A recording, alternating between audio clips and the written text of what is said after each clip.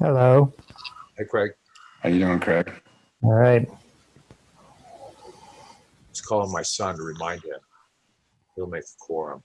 Although George is usually pretty good, especially since he was excited about his park ideas. Yep.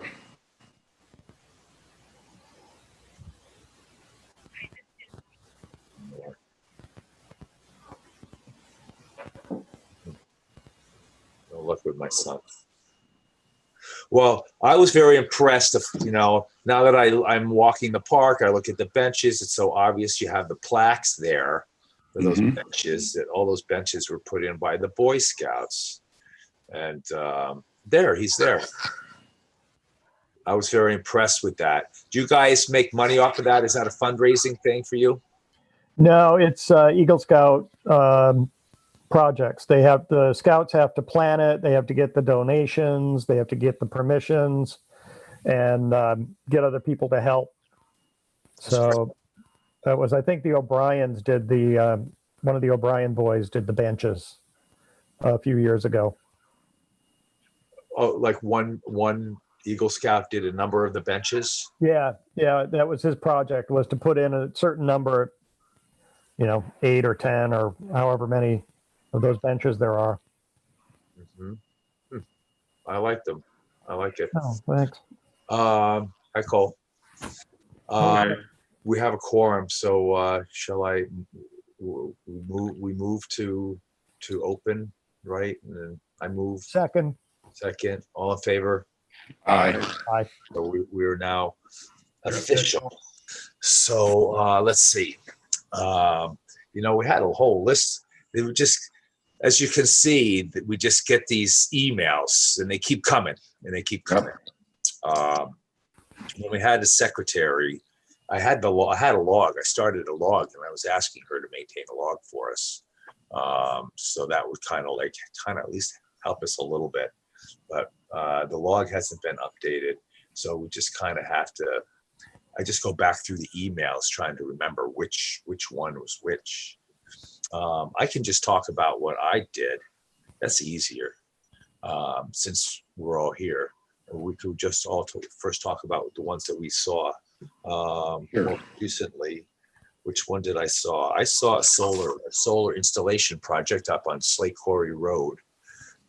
It's kind of across from Mountain View, just where Mountain View hits Slate Quarry Road, and he's got 51 acres, and it's a very, very kind of agriculturally looking spot that he's got going. He's got sheep, and he's got a barn, and it's a sloped property, and so from the road, it's just up. The driveway goes up the hill to his house, and then behind the house just keeps going up.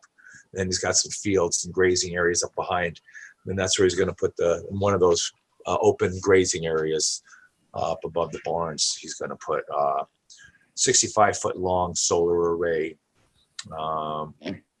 and I didn't see a problem. I mentioned that there was a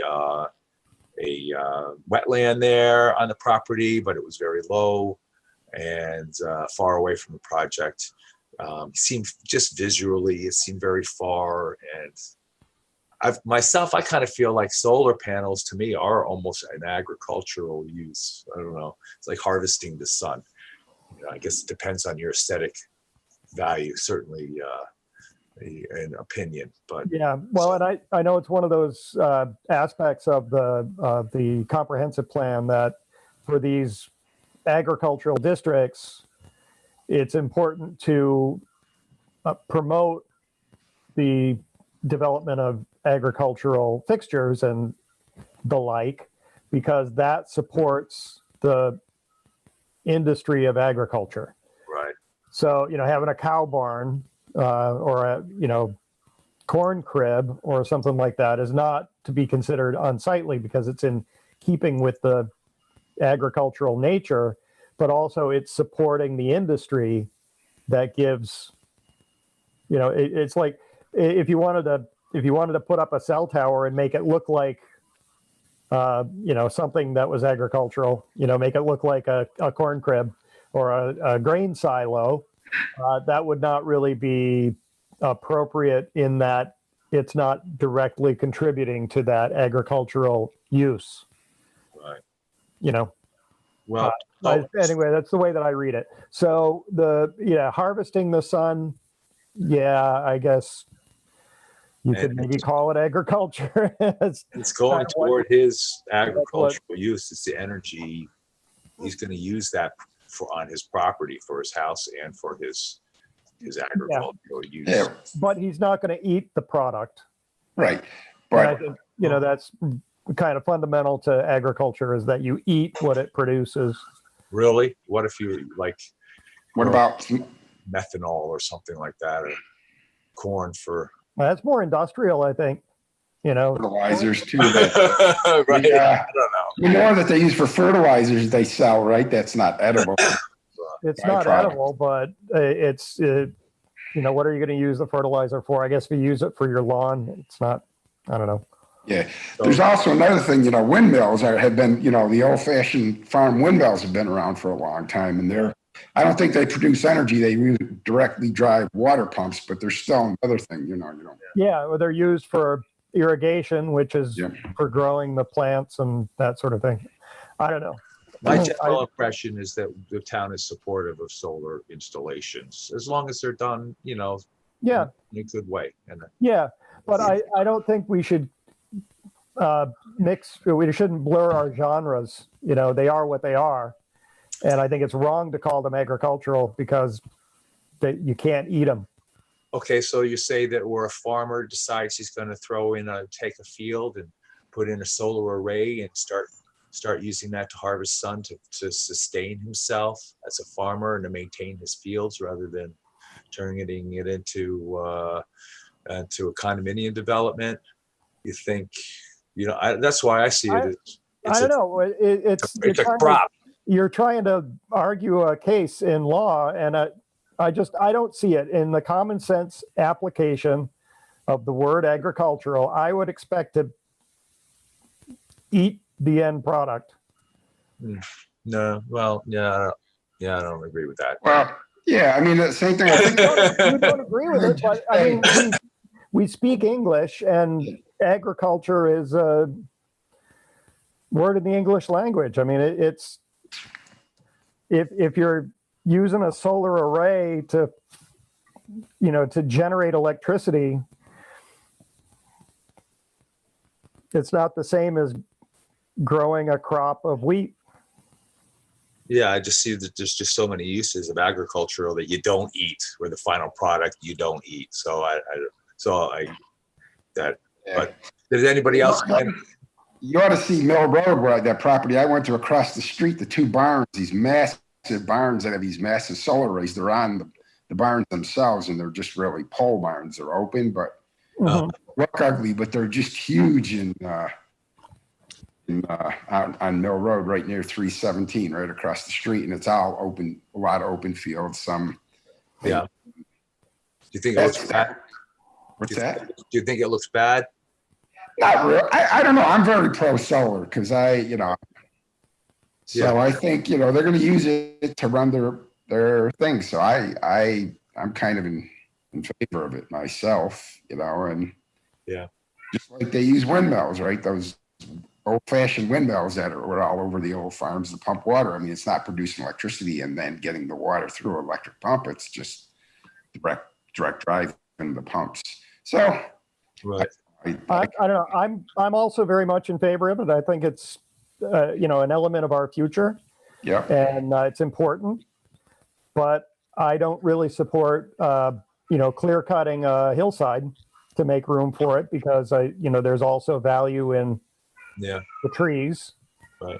I haven't seen an application that has proposed that yet, and I've seen a lot of solar applications, and not one of them yet has done anything like that. They've all been pretty thoughtful. Well, there was one that Joe and I looked at, and I went and I looked at the aerials, and the space of the guy's property that he was going to be putting the solar panels on had trees on it in 2016. Now, it didn't look like he had just recently clear cut, to prepare for that, but it might have been part of a long-term plan. I don't know. Well, But it so wasn't part of his filing because he had filed for it to be put in the open space that was on his property. But I don't think he needed to seek a permit to clear that part of his property, okay. for his own use. So So, and that was done a while ago, you're saying between 2016 and the present. now? Yeah, I don't know how to, like, I just take it for what I see. I don't really look. I mean, you see something's been done, but if they did something illegally in the past or illegally or not, I don't know how to be a judge of that, or if whether it's something to either, I mean, are we to enforce something of that nature? No, and it's not up to us to make any kind of final decision on these things. It's just to observe and to say if things are consistent with the rules or not. Right. Yeah. So I have. No, go ahead. So any other projects? So okay. So Well, that, I was just going to say one other thing. Like, what's the definition of conservation? It sounds like we're very agriculture oriented and also historical oriented, but renewable oriented may not be a bad thing either, right? Right.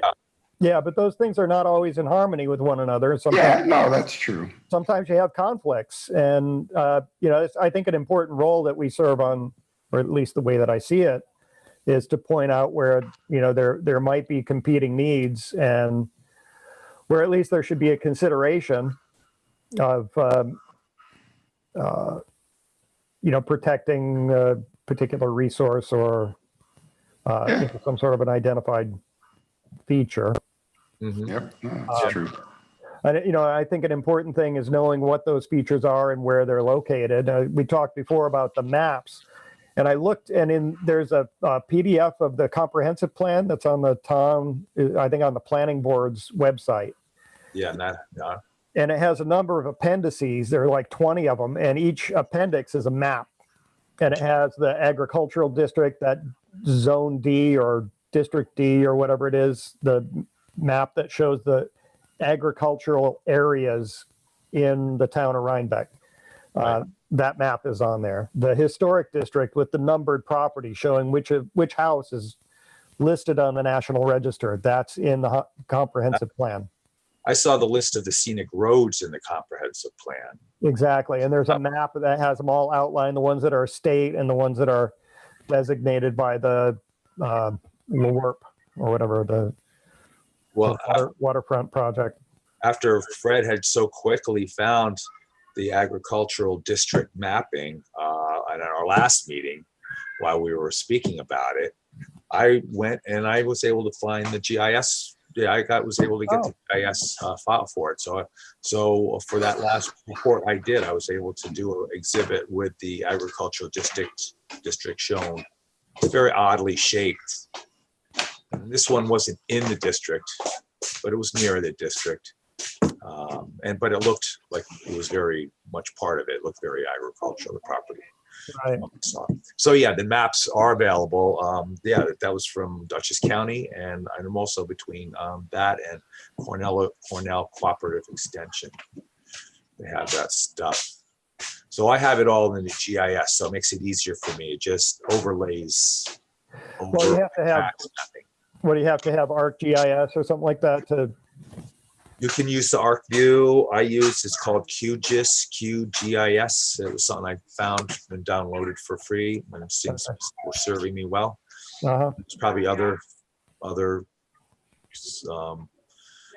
software packages, but yeah, the QGIS is what I've been using. It's been helping me a lot to just get familiar with the GIS. Well, I know that there's a button on our webpage that says CAB Maps. And if you click on that, it goes to an empty folder that was on somebody's Google Drive. And if we could take all of these resources and put them on that site, I think that would be a wise thing for us to do.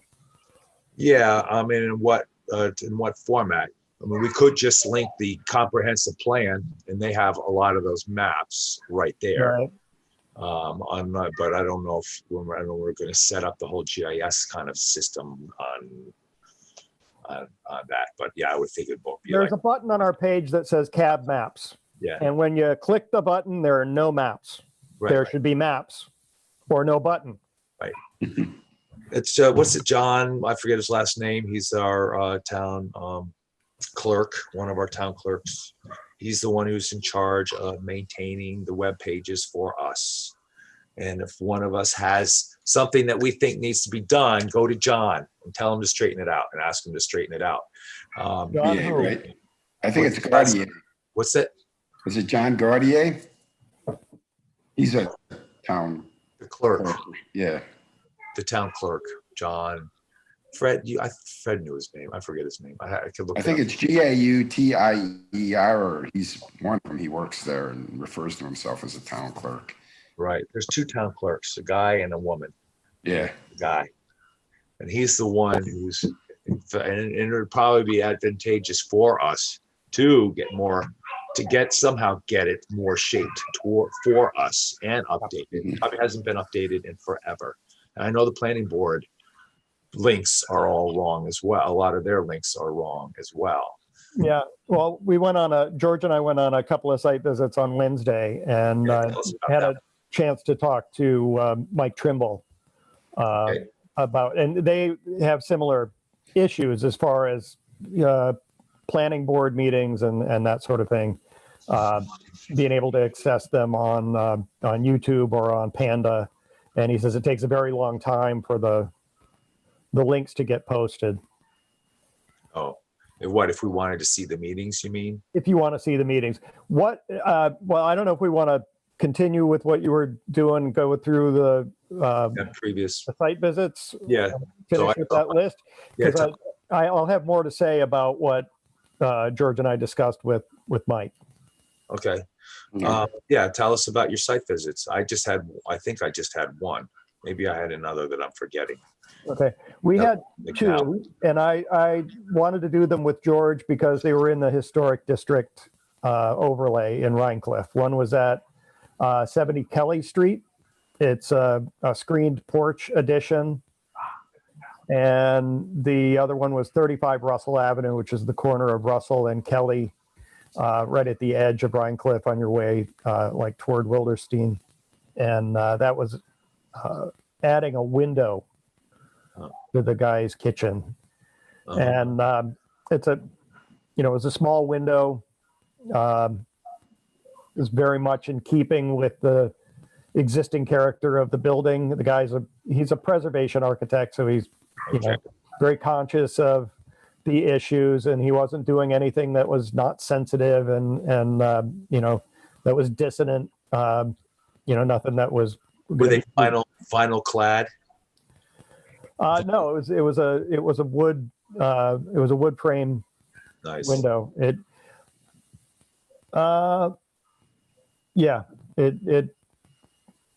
I believe it was wood frame, because they do those pull-truded vinyl clad where it's wood with a vinyl coating on it.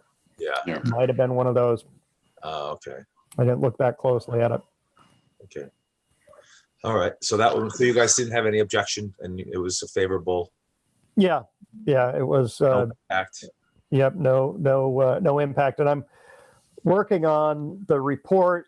George had sent a report out weeks ago, and for a couple of the site visits that Joe and I went on, I just went in, opened it as a Google Doc, and changed the name and saved it under another name, to produce the report. So I kind of use that as a template. I'm using that same template for these two reports, changing the address, changing the map number on it and everything, and filling in the blanks.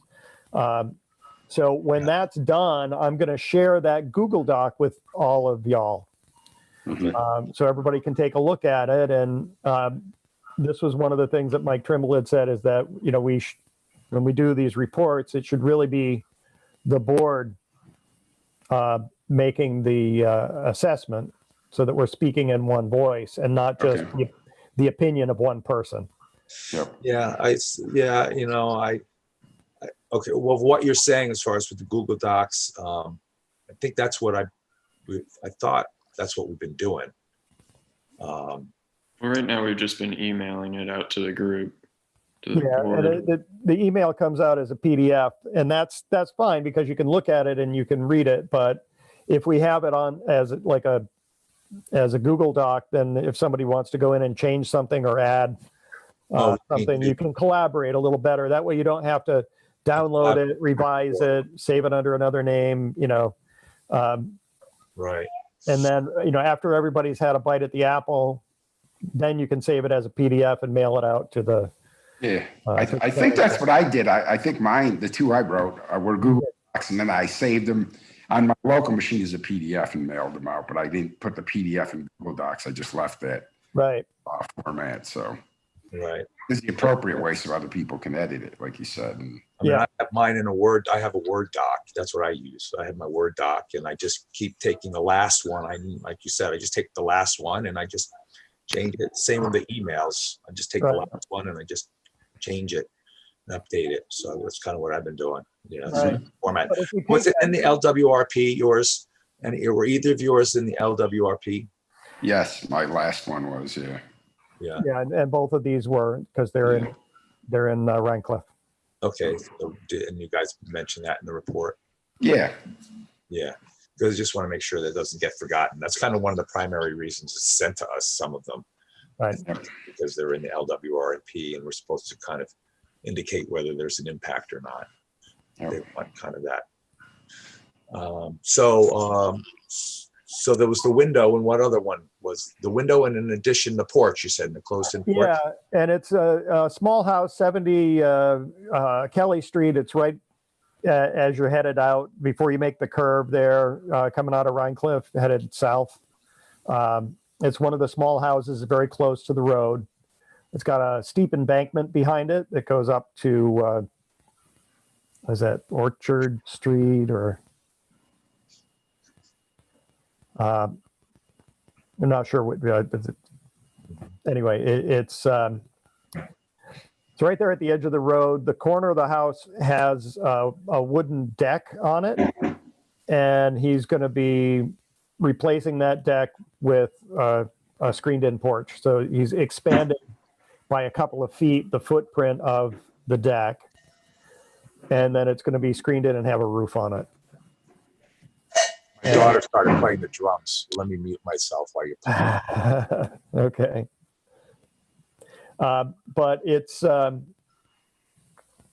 his plans for it are not tremendously out of scale with the house itself, and it's again kind of in keeping with the character of the neighborhood, and not really being dissonant with the surrounding environment. It's good. So it would have a limited but not deleterious impact. Good. So, and you guys got your reports in? You get your reports? You got those reports in yet? Or are you still working on them? I haven't done the report yet. Sorry. So what I'll do is I'll draft that report up and I'll send it to you guys, or if we had some sort of a folder that we could all have access to, I could put it in there along with the filings, because the guy's plans are in there and the application form and all of that stuff. There's like 7 different documents that went with that guy's application. And if you're reading the report and something isn't really clear, you could look at the application, you could look at the plans and understand it a little better. Okay, I'm not quite sure I get it, but that's what we do, right? I mean, it's all on the Google Drive, and we usually look. I mean, she forwards us the link to all those documents, and then we send it to her, and then we've been emailing it then to her, and then they add it to the file. Right. So you're saying that we should be doing something. She sends us a link to those, a folder with those files in it. I haven't been putting my reports in that same folder.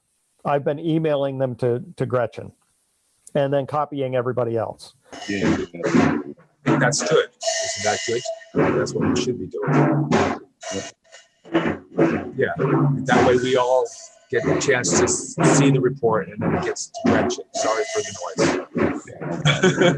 I don't want to stop her. But it does make it hard to kind of go back and see what was happening a few weeks ago, because you have to go back and you have to find that link in that message, that email message, to find that folder to look at that guy's application or, you know, his set of plans.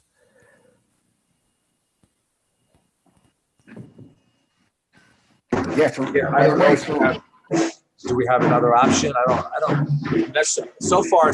What we got is an improvement from what we had. I'm just trying to figure out where you're getting at. Yep.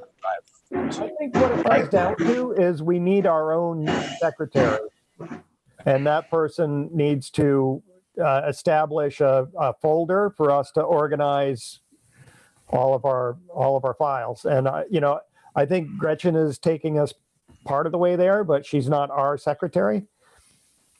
So having somebody, I talked to my wife. She's actually willing to take on a few hours, so she might apply for that if they're looking for somebody. It would be like just a few hours a week, somebody to sit down and focus on, making sure that everybody has access and all the folders are there. And,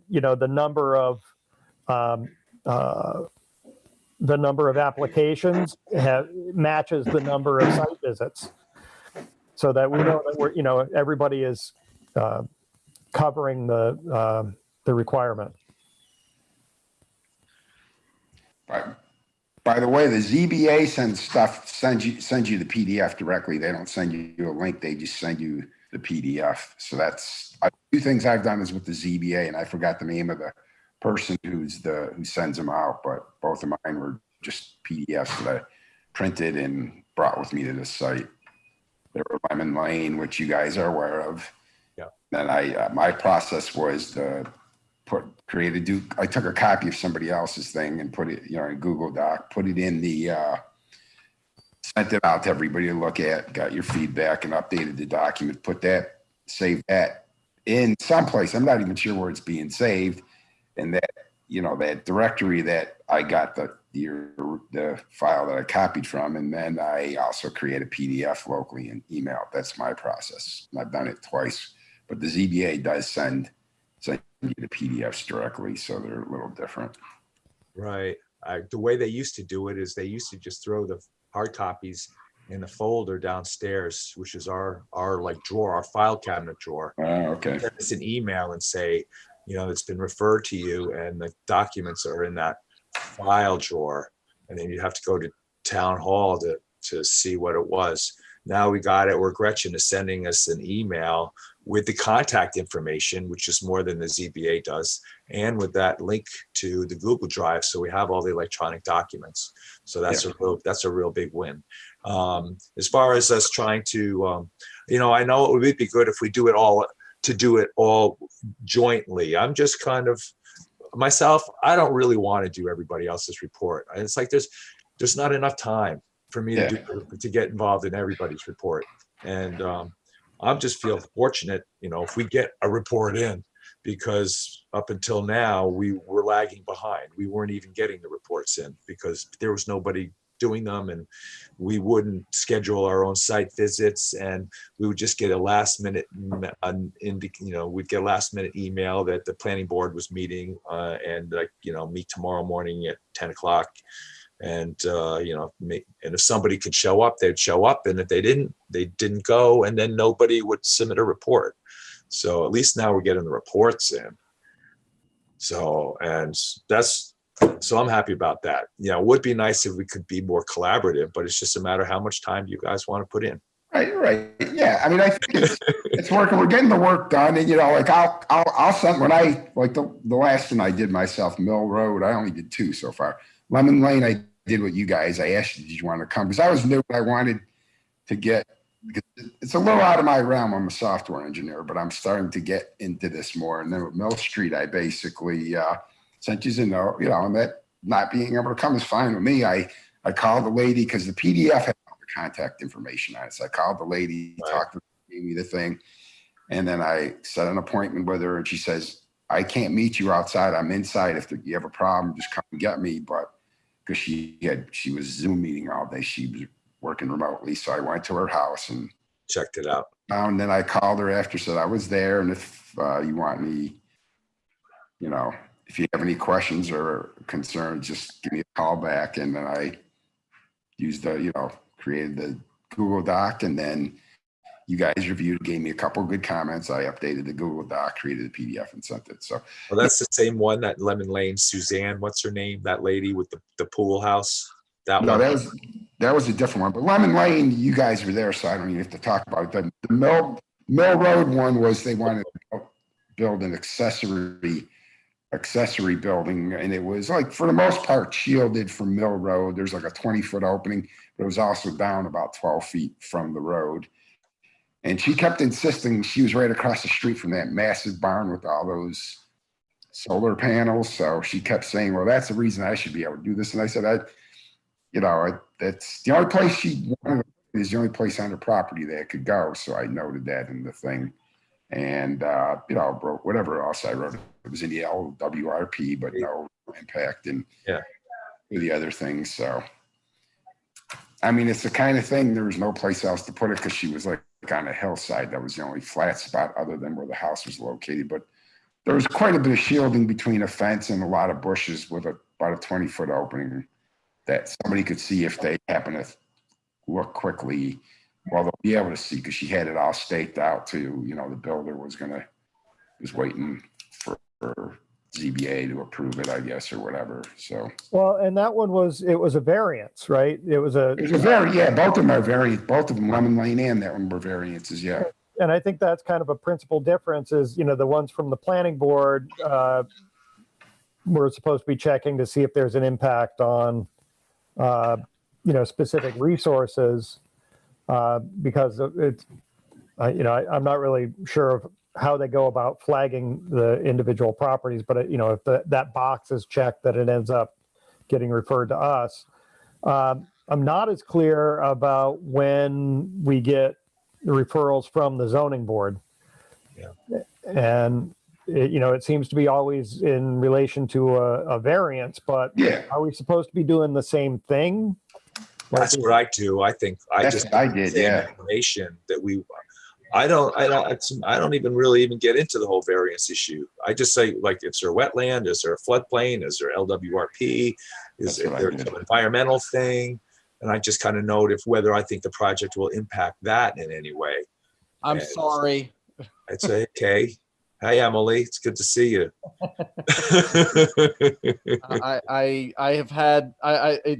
I'm attributing it to Zoom fatigue. I've had a meeting every single day this week, and my brain has just been fried. Okay. Blame it on the Zoom. We know it's already fried.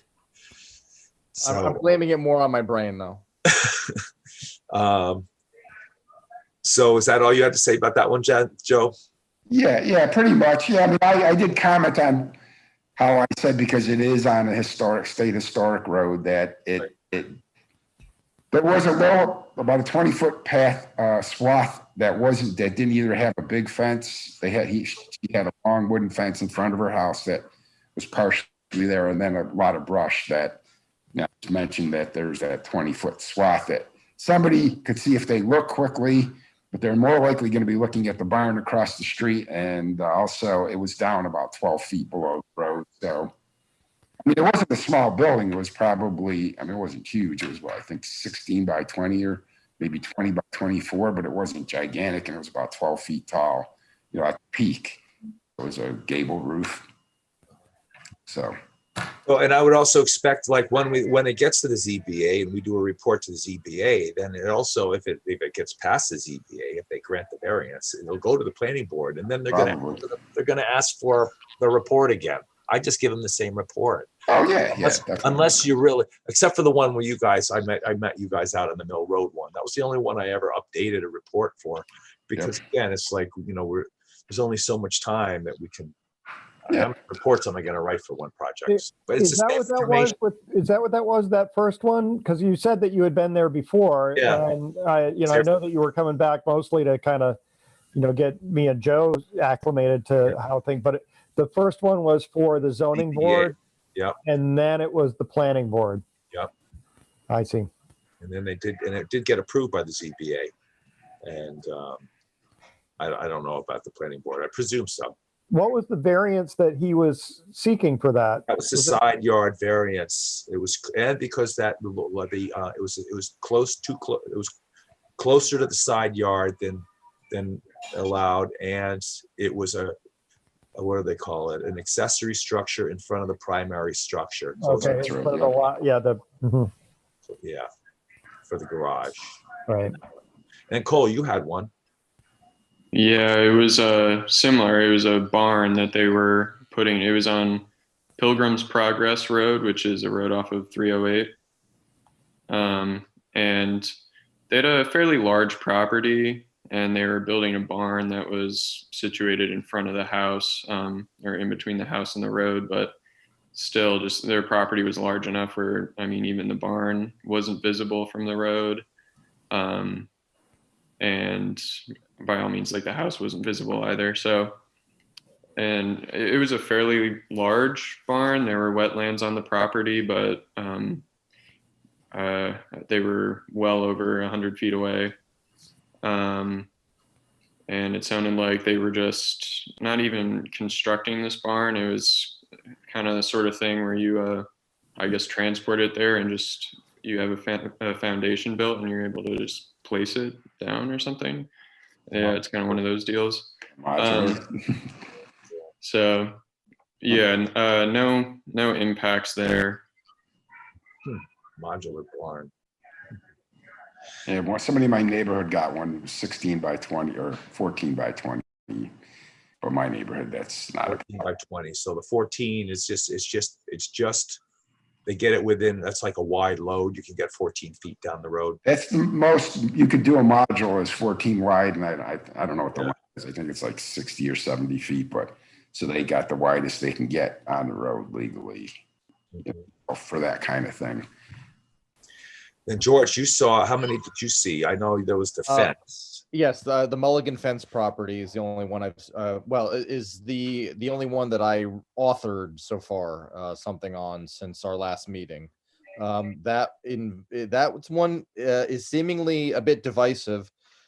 Just to give a brief synopsis of it, I don't know if everyone has read what I wrote.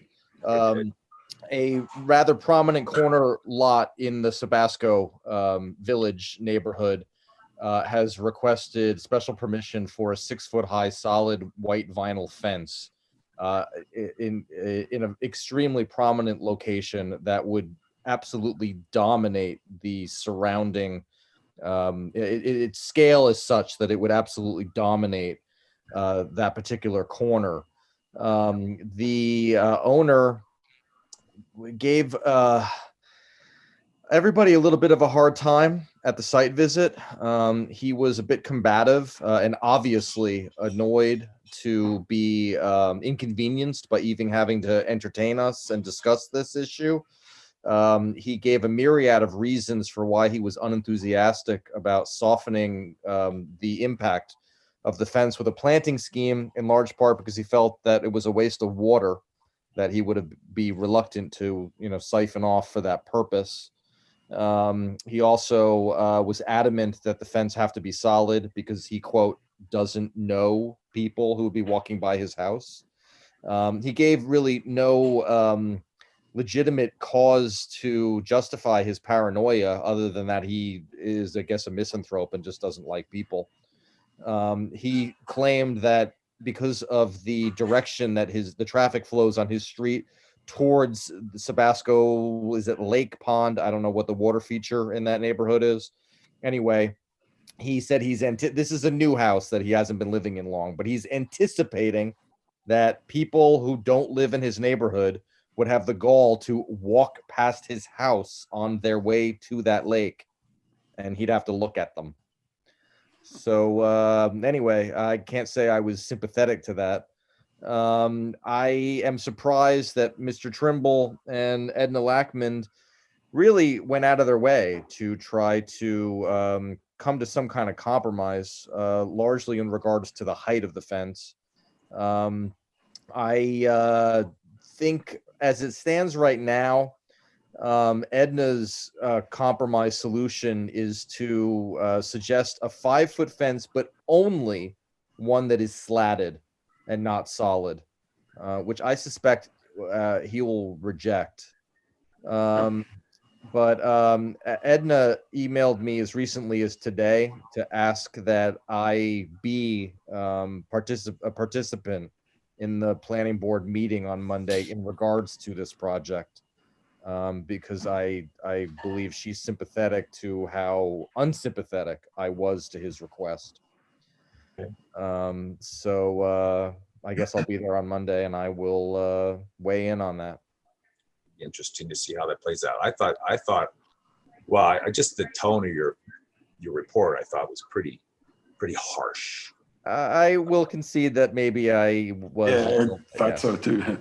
I think that I think that people go through the process, and they should.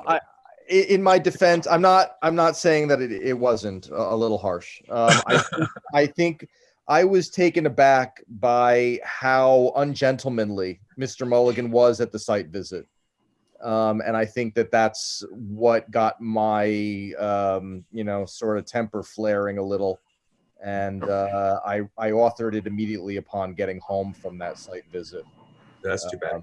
Yeah, certainly we shouldn't be getting personal, and people.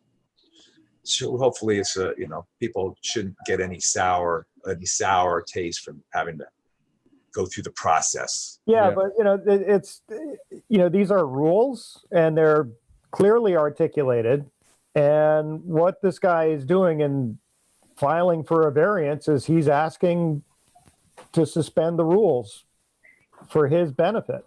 Asking us or the planning committee to allow him to break the rules, not really supplying a sufficient or compelling reason for why that rule must not apply to him. And it starts to establish a cascading effect, because you let him do it. Now his neighbor turns around, he's like, well, I want a 6-foot high fence too. You let him do it. Why won't you let him do it? And then you don't really have any rules. People can do whatever they want, and the whole thing becomes pointless. So, I think there's some real merit in being strict. I don't have a problem with strict. It's just I think we can be strict in a friendly way. Well, he dismissed the concerns of his neighbor by just saying, well, they're renters, so why should their opinion count? Which I didn't think. I think that's a very valid argument. You do? Yeah. If you live next to renters, you'd probably have an issue too. You don't know what he's got to deal with. I don't know. When you don't live next to people who own their own property, that is an issue. And right, but to a certain extent, but having been a renter, myself in the past, one is going to make decisions about where they want to rent based on the desirability of said location. And if they, just because they don't own the neighboring property doesn't mean that they themselves should be subjected to something that diminishes the quality of life in the neighborhood they chose to rent in. One year it could be one family, the next year it could be another family. You don't know right. how long you're going to have a family. It's not continuity. So I don't. There's still residents. There's still residents of the town. For that argument that he's next to people who don't own their own property. I don't think that's a bad thing for him to say. Well, it seems a rather anti-humanist justification. That's its reality. You have woods around you. You don't have renters around you. But you're still nevertheless imposing something permanent on the built environment. Right. No. I have no issue with just whether. In fact, I don't even think it's for us to say whether something should be approved or not. I just like to give the facts. Will it affect? Will it affect? Myself. Will it affect? Is there a law? Is there a zone? Is there an ordinance or something? Like I don't like the whole plastic thing. I don't know I don't see where it's established that the plastic is something that we don't allow in Rhinebeck. But what was the thing? It was the 6-foot height that was the problem, right? From the planning board. Well, the height is what required special permission. He's just asking for a special permit. It's not even a variance. It's not. He's not at the ZBA. It's going to the planning board because if you do go outside the parameters, you ask for a special permit. We do allow for you to go outside the parameters. It's not as though that's why you allow for a special permit. And I'm just saying it should be friendly and nice. That's all.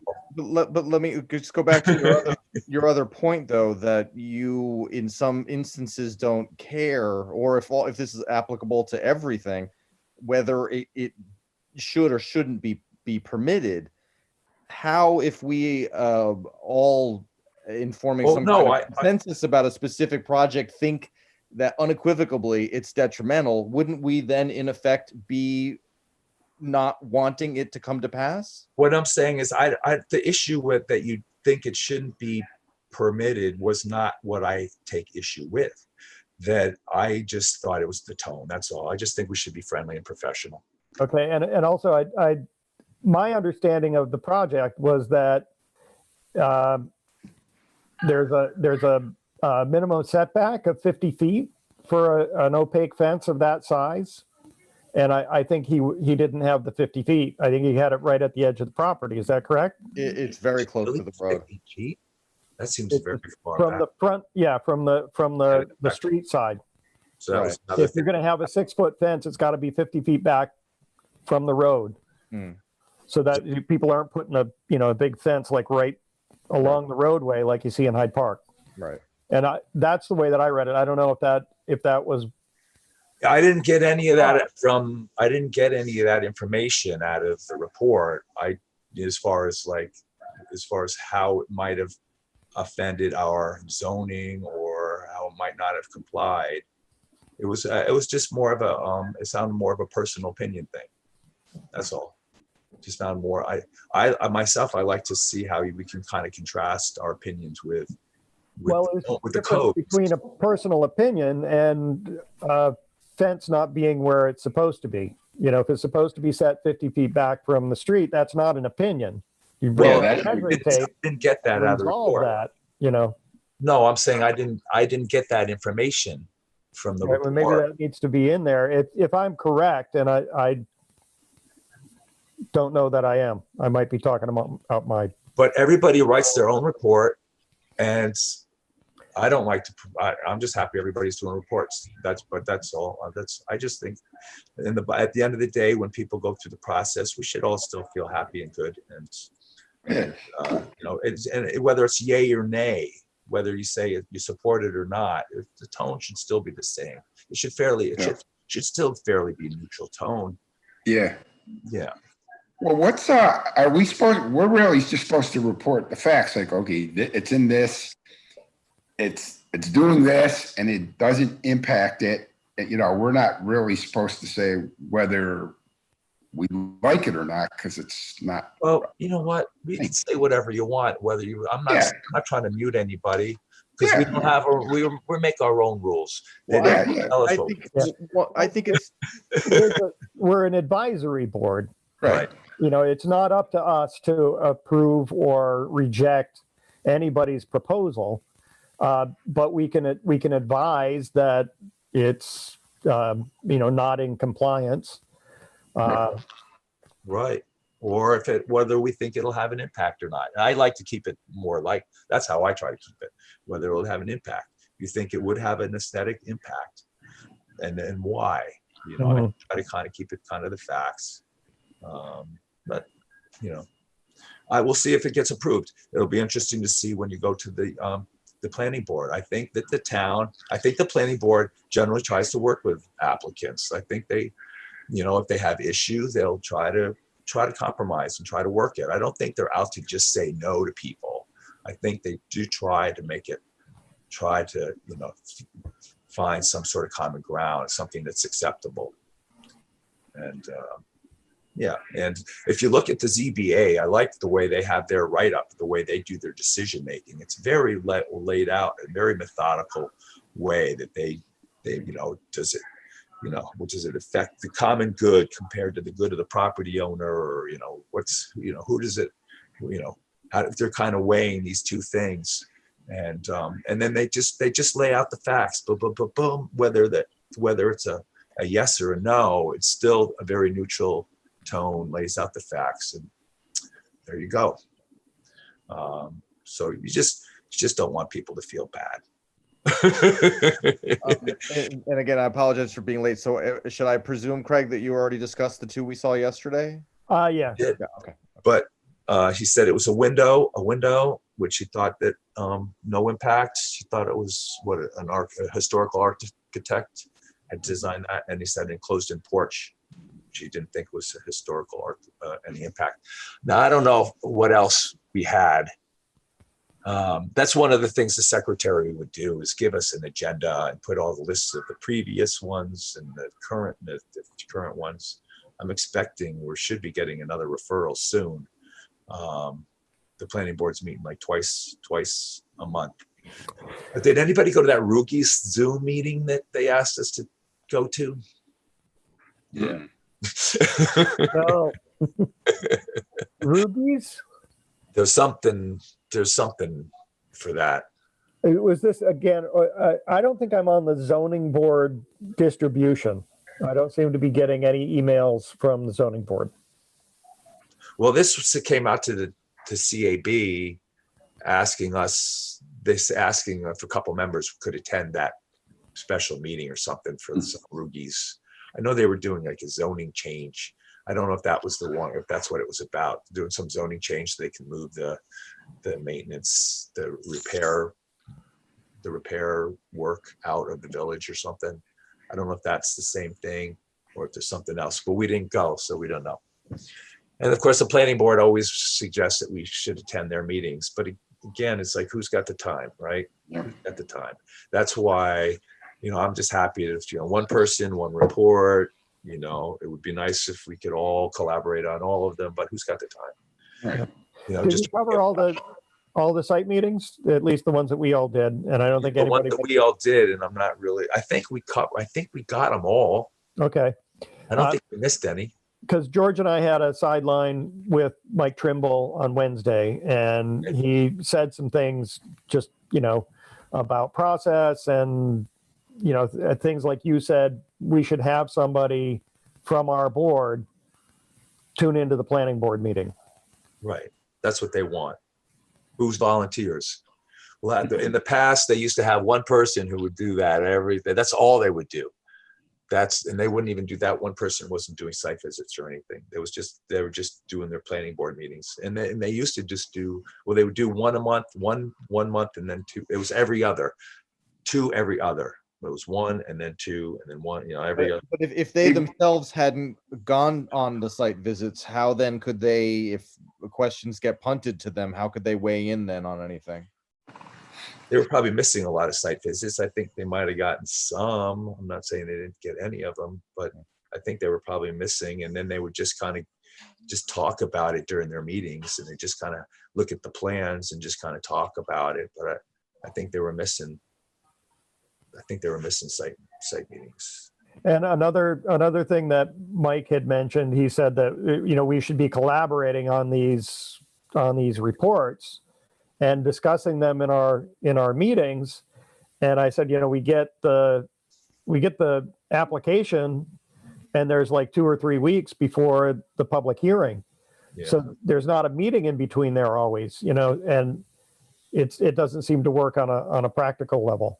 But that's when he brought up the fact that, we should be doing a little bit more collaboration so that we're speaking as a board and not as individuals. because there's a certain amount of risk involved in that. And especially as you were saying, where it comes off as if it's somebody's opinion, that's something that, one of the parties could object to.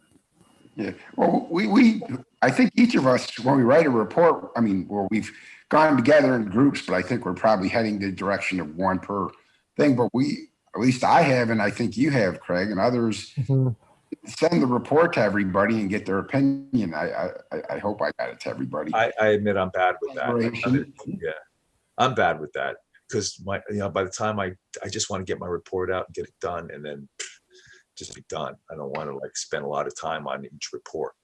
Yeah. I'm going to try to turn to Craig, go to the thing. That's the biggest time consumer. Write the report. I'll send it out that night to everybody. And I'll, if you guys, hey, give me opinions, or changes, I'll make them and I'll send it right away. It's one extra step, no doubt. Yeah. I hear more about opinions of people who have actually done a site visit. If somebody did a site visit with me, I kind of solicit opinion more, but yeah, they didn't see the site visit. Yeah, no, that's true. Just kind of write the report and just want to kind of get it in. Yeah. Myself. We can be selective about it as well. We don't necessarily need to collaborate on every project. I think it's, there's definitely certain projects that warrant more discussion than others, I'd say a good number of them are simple, just, down the line, no impact. And there's probably not much to say about that, but, on other projects that might be more divisive, like, I don't know, for example, maybe the fence project or something, maybe certain ones like that, we may want to put forth, email out to everybody, ask for opinions and suggestions. I know with that villa, what was it? The Rhinebeck, what was that called? The hotel thing that they were going to put up. We all showed up for that. Yes, and got in trouble for doing so. Well, we all showed up at your house and nobody said anything. And you know what? I still don't think that we have to get in trouble for that, right? I keep looking at. I thought that those board open meeting rules don't apply to us. No, they do.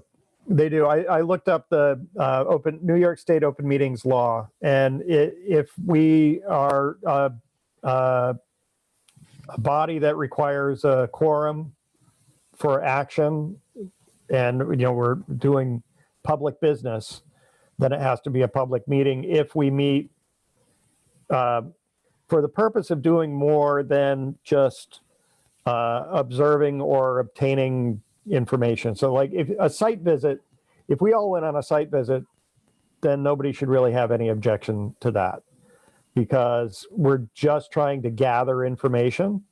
So those types of things don't have to be public meetings. There's also executive sessions, but there's different rules for that. And also because we're not the type of a body that has the power to render a final decision. We shouldn't be subject to open meetings law, but we actually are. At conservation advisory boards in particular are mentioned in in legal cases. Could they actually, if somebody wanted to watch this meeting today, could they do it? Some outsider that's outside the board? Yeah, absolutely. I think so. It's a public meeting. And it gets recorded, right? And well, it was, what we used to have it. We used to have agenda, and then we'd have minutes, and the minutes would just keep would get posted. They'd post the minutes. How this is getting posted, I'm not sure if it is at all, but it's being saved now that we're doing the Zoom. Yeah, no, we record it and it's being live streamed as we speak. So we're treating it like a public meeting. Oh, okay. It would be good if there were minutes. It would be good if you're documenting your activities very clearly, just in case of lawsuits. Yeah, I'm not worried. That might challenge your findings or something like that. Right. I mean, the real rub comes if somebody objects to not having been invited. You went and you did this without me, and you didn't tell me that you were going to do it, and I'm harmed because of that omission. Right. Well, like you'll never be able to meet with more than 2 planning board or town board members at a time, because they can't have more of too many members together at one time unless it's an official meeting and it's publicized, it's made public. And I know that's the same for the planning board. When you look at that, the guidelines for us, it's a little confusing, but I guess we are subject to it. So we shouldn't do what we did then. What you're saying, Craig? If we were, well, first of all, the quorum is 4. no, because we're a body of 9, so we'd Okay, have to have what's a 5 quorum? people. But there were 5 of us there at one point. So you're saying 5 is a quorum? 5 is the quorum Can because you bring it over? it's a body of 9, right? We got nine members, even though they're not all. We have 1 vacancy. Yeah. it You have doesn't- to have a simple majority to call a quorum. So you say we need So if you're a 5? 9-member board, then you have to have what's 4 people wouldn't be a majority. 5 would immediately. If you reduce the size of the board, then Right. you can reduce the size of the quorum. But it Okay. goes by the number of positions, Yeah. not vacancies don't impact that. So if there are 2 vacancies, I think you still need 5 people for a quorum. Okay, that nuance I wouldn't have known. Yeah. I don't know. Rachel told me 4. So we didn't have a full quorum when we started the meeting I guess not. until Now I feel even worse that I was late. George,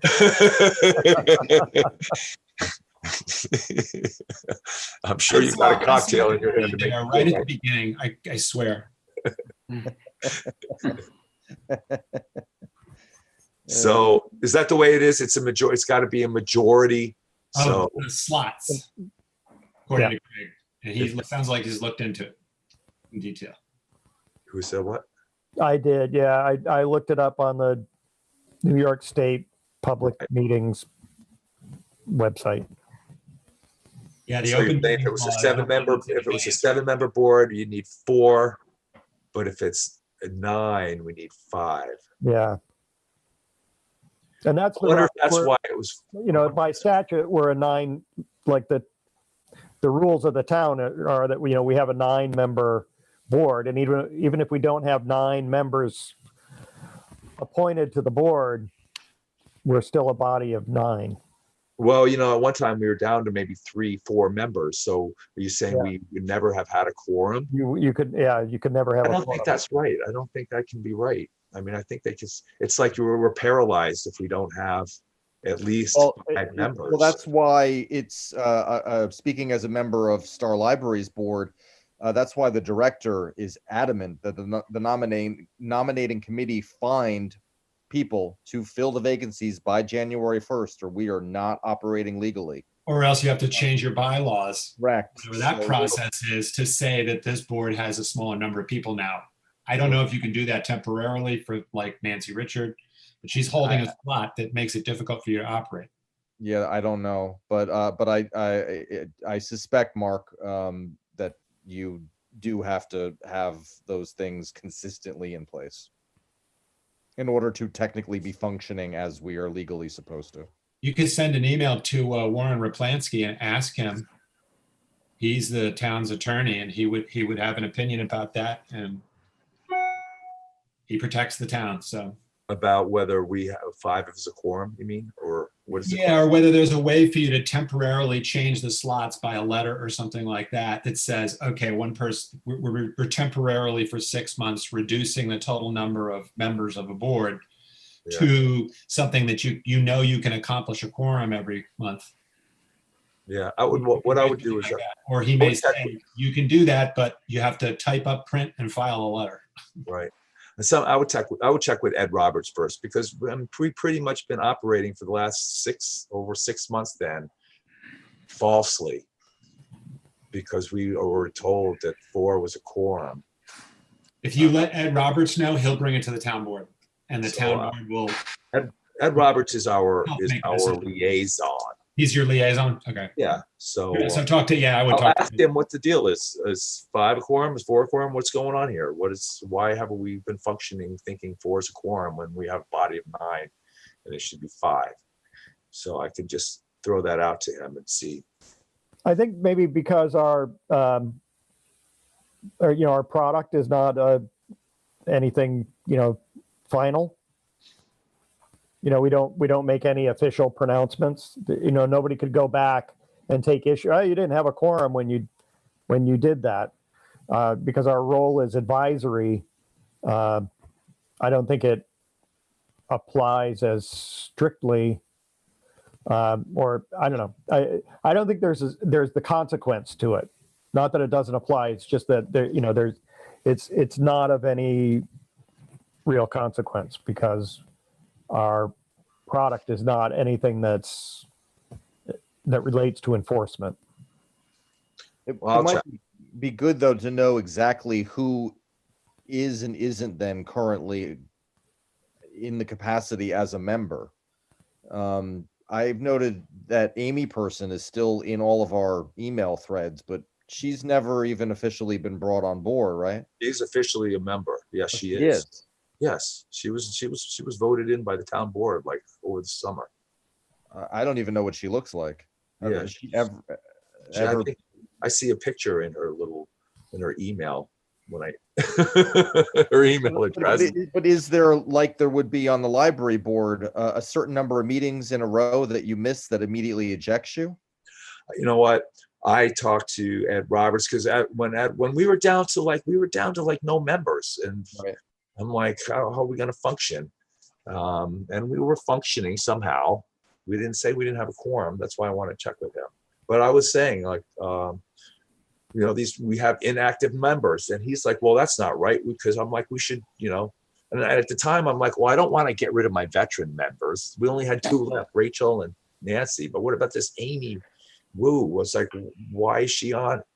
And but he was just, then he kind of took issue. What about, Nancy Richard? And I'm like, okay. So after the following meeting, when Nancy didn't show up, Amy didn't show up, and I think even Rachel didn't even show up. I sent an email to Ed. I was like, okay, these 3 people are now inactive. We should ask them to resign. And he's brought it up with the board, and the board did not want to ask them to resign. Rachel did resign. Right. Anyway. I actually have to go right now. Okay. Before you go, I just want to acknowledge Cole was acknowledged by the Board of Education for what do they tell? What is it? Your certificate of National Merit. National Merit Scholarship, right? Oh, Top one. congratulations. He made top 1% in SATs. Good job. Wow, nice. Right.